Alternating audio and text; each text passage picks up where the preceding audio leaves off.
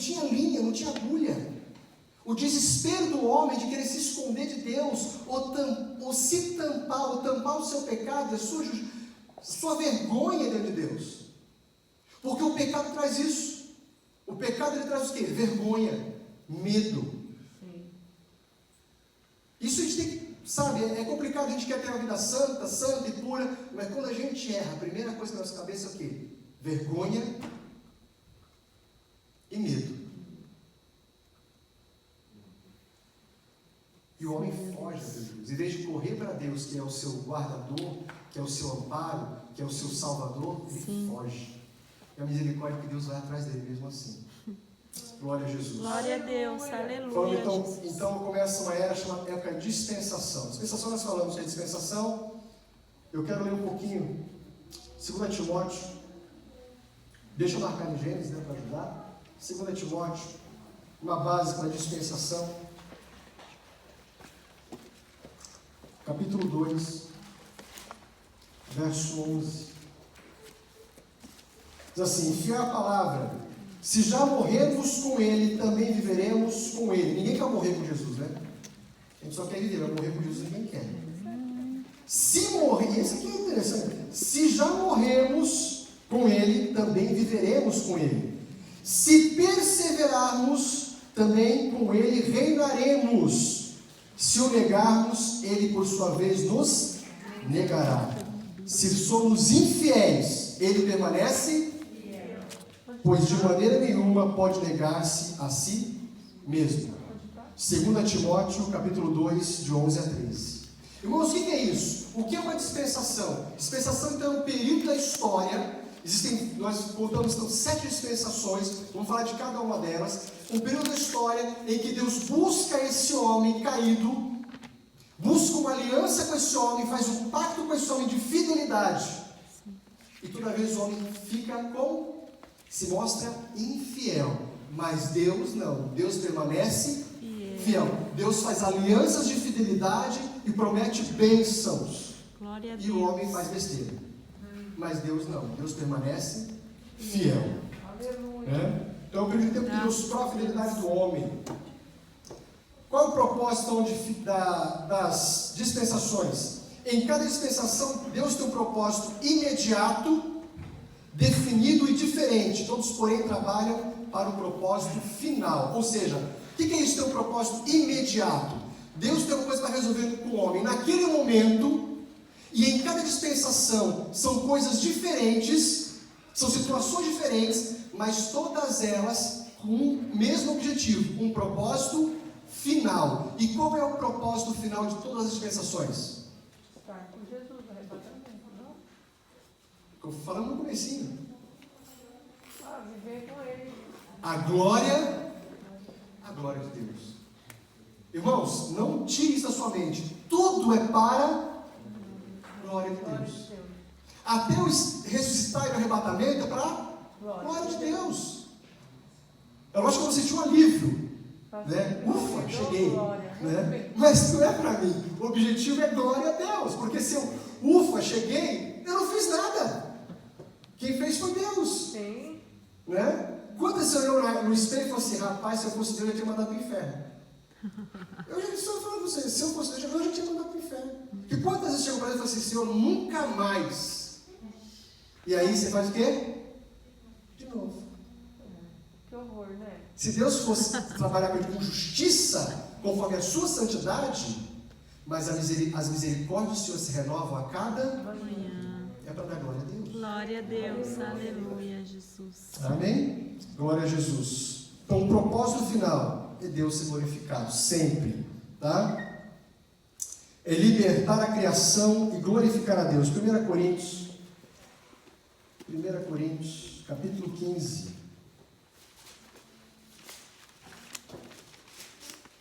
Irmãos, vai ficar mais legal se você participar, viu?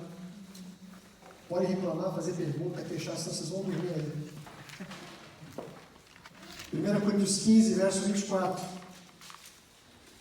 Diz assim: e então virá o fim, quando ele entregar o reino ao Deus e Pai, quando houver destruído todo o principado, bem como toda a potestade e poder, porque convém que ele reine até que haja posto todos os inimigos debaixo dos seus pés. E o último inimigo a ser destruído é a morte, porque todas as coisas sujeitou debaixo dos seus pés, e quando diz que todas as coisas lhe são sujeitas, certamente exclui aquele que a tudo subordinou. Quando, porém, todas as coisas lhe estiverem sujeitas, então o próprio Filho também se sujeitará àquele que a todas as coisas lhe sujeitou, para que Deus seja tudo em todos. Primeiro Deus sujeita todas as coisas a quem? Lá em Gênesis, Deus sujeita tudo a quem? Ao homem, Adão. Adão faz besteira. E aí então Deus manda o último Adão, que é vencedor, e nele, em Cristo, tudo é sujeito. Todas as coisas estão sujeitas a Cristo, exceto quem? O Deus que o enviou. Quando o último inimigo for aniquilado, então até o próprio Cristo se sujeitará a Deus, e Deus será tudo em todos. Você consegue imaginar isso, Deus tudo em todos? Você já parou para pensar o que é Deus ser Deus tudo em todos? Apocalipse diz que lá não haverá templo, porque Deus habitará com seu povo. Irmãos, porque Deus será tudo em todos. Presta atenção. Jesus veio e habitou no meio de nós. Agora o Espírito Santo habita dentro. No futuro, nós habitaremos em Deus. Diz que lá não haverá templo, porque Ele será o templo. Isso é comunhão plena com Deus Santo e Eterno, que nós não entendemos.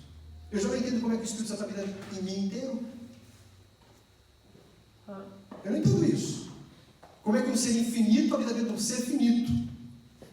E habita em mim e habita em cada um de vocês, ao mesmo tempo. Isso para mim já é complicado. Já pira a minha cabeça. Como é que todos nós vamos habitar em Deus? Glória a Jesus. Aleluia. Cada dispensação tem um início favorável, ou seja, está tudo certo, resolvido, damos as mãos, Deus e o homem, legal, o início é favorável. Um teste definido, então cada dispensação Deus coloca um teste para Deus, uma prova do homem de fidelidade. E todas terminam em fracasso, julgamento e marcadas por sacrifício. Todas as dispensações terminam por fracasso, julgamento e marcada por sacrifício. E no milênio, irmão, onde Jesus vai reinar, também vai ter, inclusive, sacrifício. Esquisito, né? Onde a gente chegar lá? Dispensação da inocência. Tem aí? Não deu aí. Primeira dispensação. Dispensação da inocência. É denominado assim porque o homem foi tentado, colocado em prova enquanto inocente. Ou seja, não havia pecado e o homem foi colocado em prova. Gênesis capítulo 2. Está calor para vocês, não? Não. Só eu. Gênesis capítulo 2, verso 8. E plantou o Senhor Deus o jardim no Éden, na banda do Oriente, e pôs sobre ele, e pôs nele o homem que havia formado. E o solo fez o Senhor Deus brotar da sorte de árvores agradáveis à vista e boas para alimento, e também a árvore da vida no meio do jardim, e a árvore do conhecimento do bem e do mal. E saía do jardim do Éden para regar o jardim, dali dividido, repartido em 4 braços.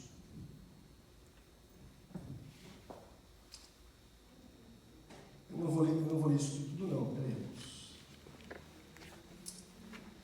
Verso 15, tomou, pois, o Senhor Deus ao homem e o colocou no jardim do Éden para o cultivar e o guardar. E lhe deu esta ordem: toda árvore do jardim comerás livremente, mas toda árvore do conhecimento do bem e do mal não comerás, porque no dia que dela comeres, certamente morrerás. Disse mais o Senhor Deus: não é bom que o homem esteja só, falei ao Senhor que ele seja idônea. Irmãos, então qual a duração dessa dispensação? Toda dispensação é um período de tempo na história. Quanto durou essa dispensação? A dispensação da inocência durou quanto tempo? A gente não sabe dizer. Por quê? Porque era um tempo que parece que o tempo não era contado. Parece dar uma ideia disso. Apesar de Deus falar de estações, a gente só vê uma coisa. Não vê o homem guardando sábados. Diz que Deus descansou aquele sábado. E nunca mais se fala de sábado no Jardim do Éden. Então, de que o Éden era um completo sábado, era um completo descanso. Não dá a ideia de que seja muito tempo ou pouco tempo. Por quê? Alguns dizem que é pouco tempo porque não deu tempo do homem ter filhos. Mas isso não quer dizer muita coisa, né? Fala de morte, apesar da morte não ter entrado ainda. Jesus falou assim para eles: olha, se tomar dessa árvore, conhecimento do bem e do mal, você vai morrer. Mas quem já tinha morrido naquela época? Quem já havia morrido naquela época? Não é complicado falar de morte quando parece, como assim morte? Como é que o homem entendia a morte se ninguém tinha morrido ainda? Pois é. Como é que é? Olha só, não tinha estação, Deus colocou estações. E nas estações tem ciclos de vida e morte, ainda que seja o quê? De vegetal. Então, como o homem foi colocado para cultivar o jardim, o homem tinha essa consciência de uma semente que cai na terra, que morre, que nasce. Ele via folhas murchando. Esse tipo de morte existia. Então, alguma ideia de morte ele tinha.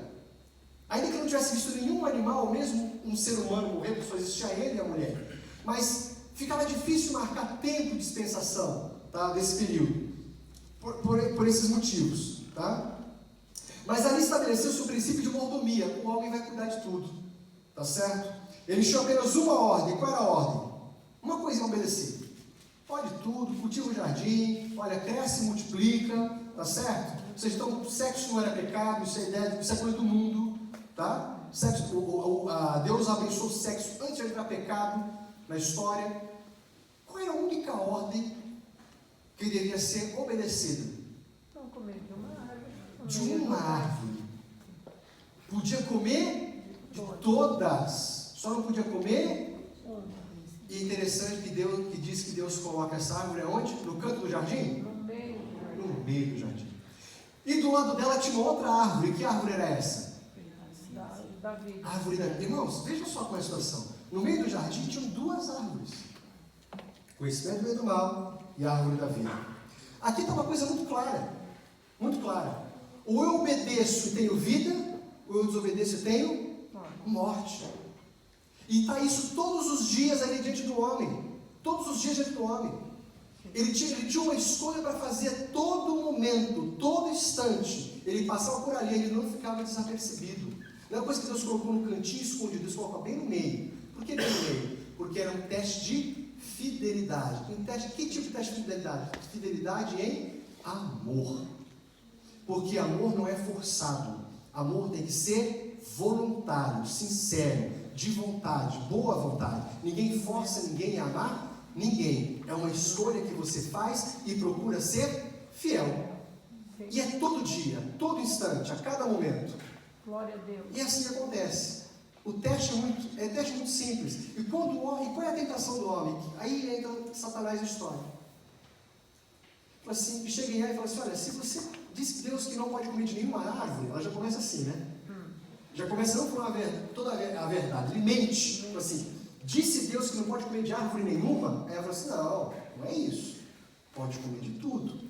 Da árvore que está no meio do jardim, daquela não pode. Mas sabe por que não pode? Porque se você comer, você vai ser igual a Deus. Irmãos, qual era o teste? A ideia do teste aqui é o seguinte: se é que eu vou tomar alguma coisa que não me pertence, conhecer